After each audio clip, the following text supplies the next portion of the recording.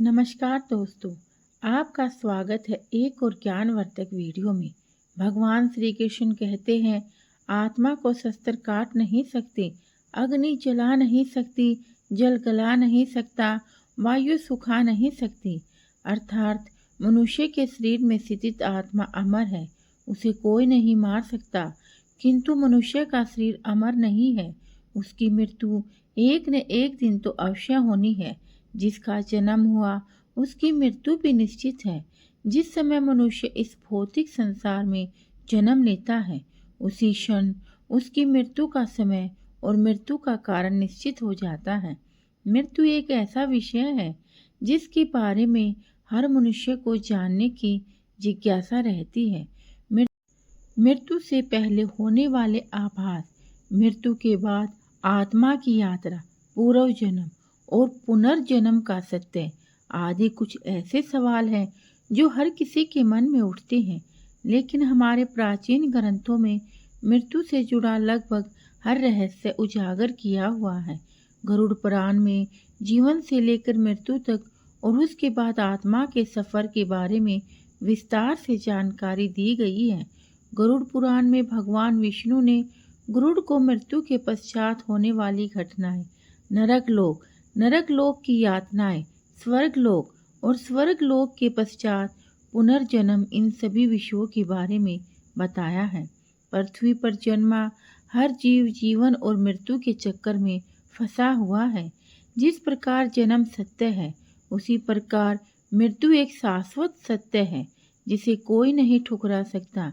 इसलिए मृत्यु पर विजय पाना असंभव है। ईश्वर की इच्छा के बिना कोई भी मनुष्य उसकी तय आयु से अधिक एक क्षण भी जीवित नहीं रह सकता। हर व्यक्ति जीवन के इस कटु सत्य को जानता है, लेकिन फिर भी वह मृत्यु को लेकर भयभीत रहता है।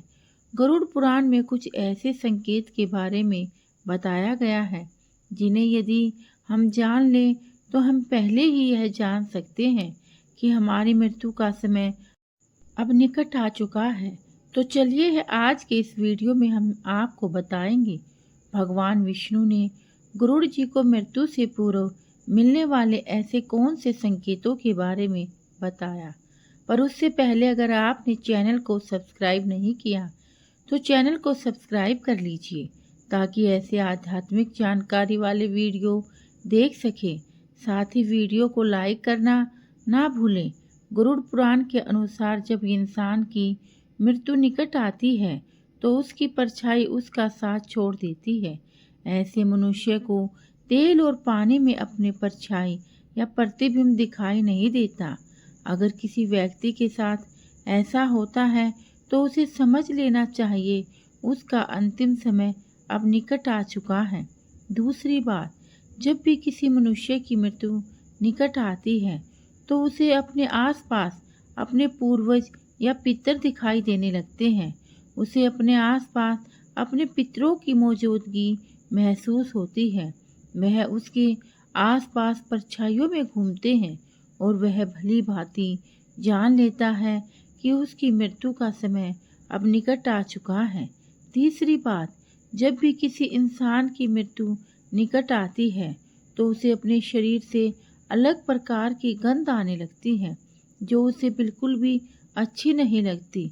इस गंध को सूंघते ही उस मनुष्य को समझ जाना चाहिए कि उसका अंत समय अब निकट आ चुका है।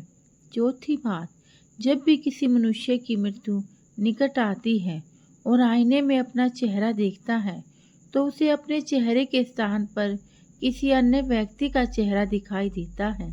यह आईना उसे आने वाले मृत्यु के बारे में आगाह करता है।